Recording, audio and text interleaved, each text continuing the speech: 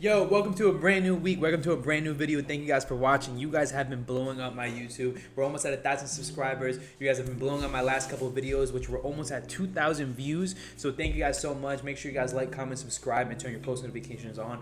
Hit on the watch later so you guys can go back and watch these videos. This video, I'm going to be talking about one of my favorite models, one of my favorite setups that you guys can take, right? Is my A+ setup. It is responsible for the majority of my profits in the trading combine, where I showed you guys where I passed the Topstep Combine. It is the majority of the money that I make in the markets. Is one of my favorite setups, and I'm gonna be showing you guys step by step of what I'm looking for. So I'm gonna be introducing you guys to the 4-step setup, and this is what I teach my students in the Discord, right? So you guys are really gonna want to pay attention. I really urge you to take notes. I'm gonna show you guys step by step of one of my favorite trading models.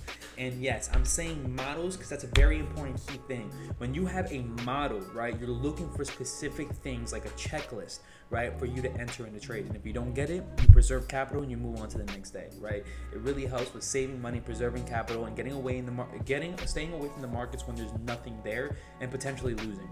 So I'm going to be showing you guys one of my favorite entry models again, which I call the 4-step model. So the 4-step setup is comprised of 4 things, right? And obviously each one of those things are very intricate. They have their own things, right? We're gonna lower down my screen over here.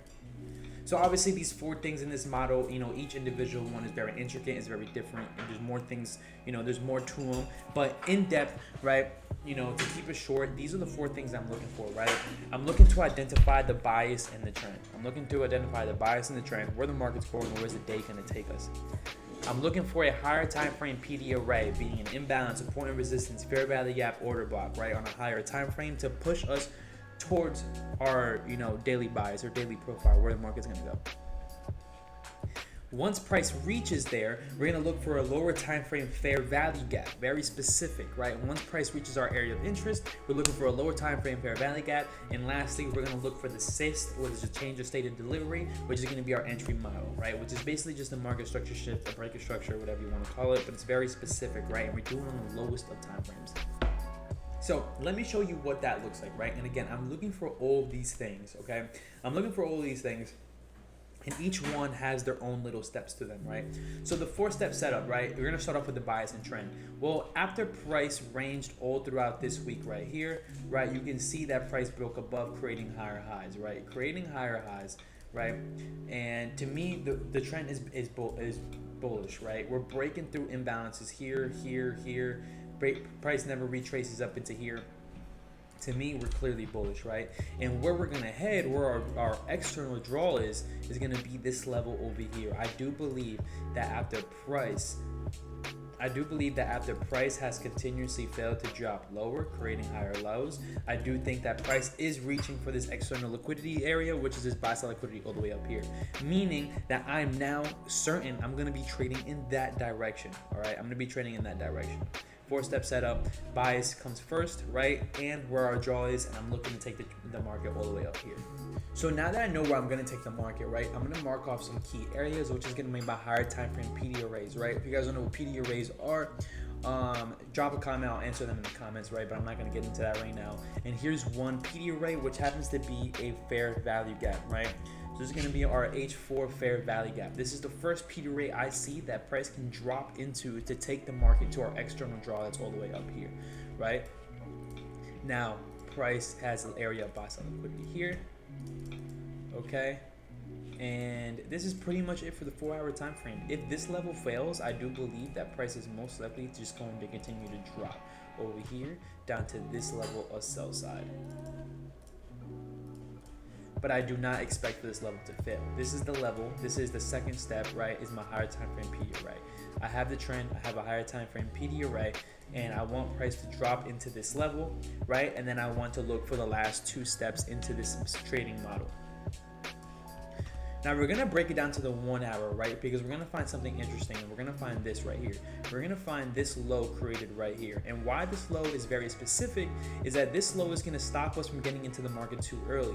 Sometimes, obviously I'm giving you guys my area of interest, which is this H4 fair value gap, right? Usually sometimes price taps into this level and then you get a nice strong reaction, right? Which traders are gonna get into the market immediately, okay? What happens? price actually digs deeper into this fair value gap, takes all of them out, and then price is going to deliver to the upside.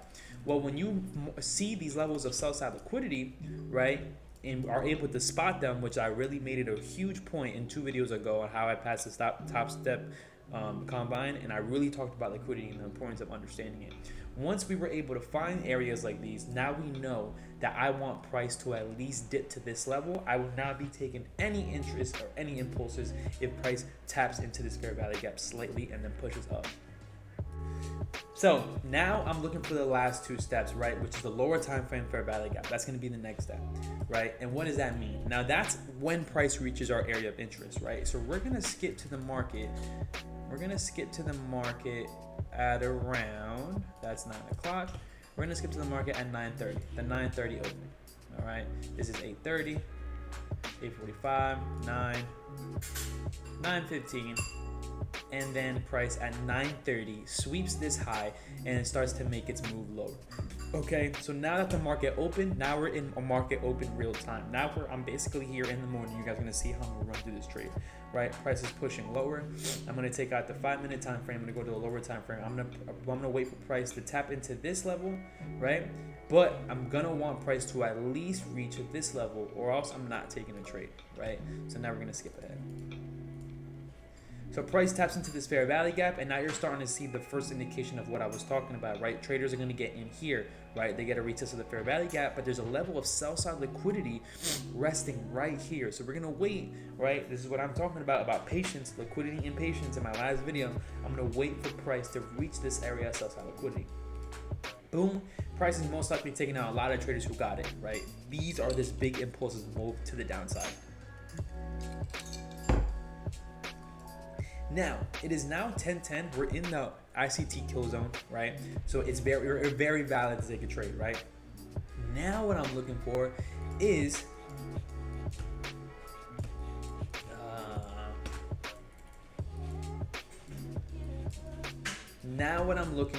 a lower time frame fair value gap and then a change in state of delivery. All right. So what am I talking about here? Well, I'm going to show you guys exactly what I'm talking about here. So I'm going to wait for price to continue dropping and creating some type of structure, right? Price you can see right here. You can see right here. Price creates a structure point right here. Price creates a structure point right here. Price is creating another one right here. Okay, let's look at this 5-minute. All right, now this 5-minute is starting to push up, right? Starting to push down, respects this order block right here, and price pushes lower. Now, a lot of people are going to be trying to short now, thinking that this level is failing. It's not. You have to wait now, right? Once we break through it and close under, okay, now I'm going to change, right? But I still haven't gotten that lower time frame fair value gap to go long, all right? So, right, price is now starting to flip. And now we're starting to push above and disrespect this order block, right? So now I'm looking for a lower time frame fair value gap. Okay, and this is the first one right here. Okay, first one right here, and this is where we get a market structure shift right here. Fair value gap right here, lower time frame fair value gap. If price holds here and then price holds here, we then get a confirmation of our third step, which is a lower time fair value gap, which is an M1 fair value gap that's getting respected. That's the first confirmation. Price is respecting it.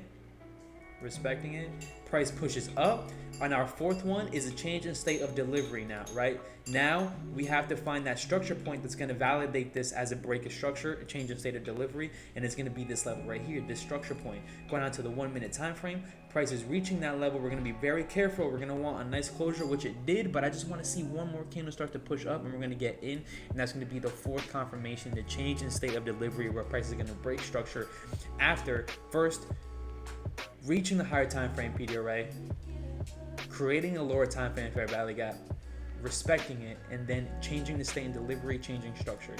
Price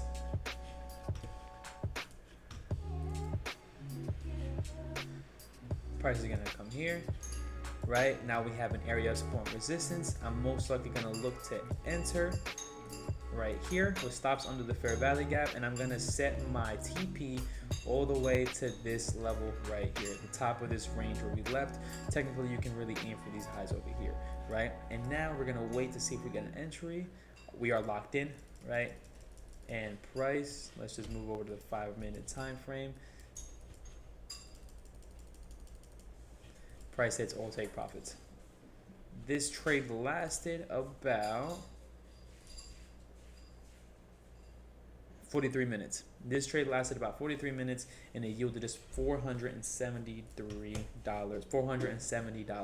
approximately 130 ticks, approximately 130 ticks. Entry was at 10:49. Exit was at 11:40. So a little under an hour where we secured $500 on a beautiful, beautiful setup on one of my favorite trading models. I really hope y'all don't skip over this video, and if y'all did, y'all really missed out. This is going to be it for the video. I hope you guys enjoyed. I really hope you guys take this into consideration. Again, I have a trading form below if you guys want to learn more about what I do or how I trade. You guys can fill it out, and I'll reach out to you. You guys can ask questions in the comments. I reply to all comments. And yeah, I really hope you guys watch this video and take a lot from it. This is a beautiful setup where I made $500 in literally less than an hour, and I went on by my day. My trading day was over at 11:30. So thank you guys for watching. I really appreciate you guys blowing up the Instagram. Blowing up the YouTube. And yeah, I'll see you guys in the next video. Deuces.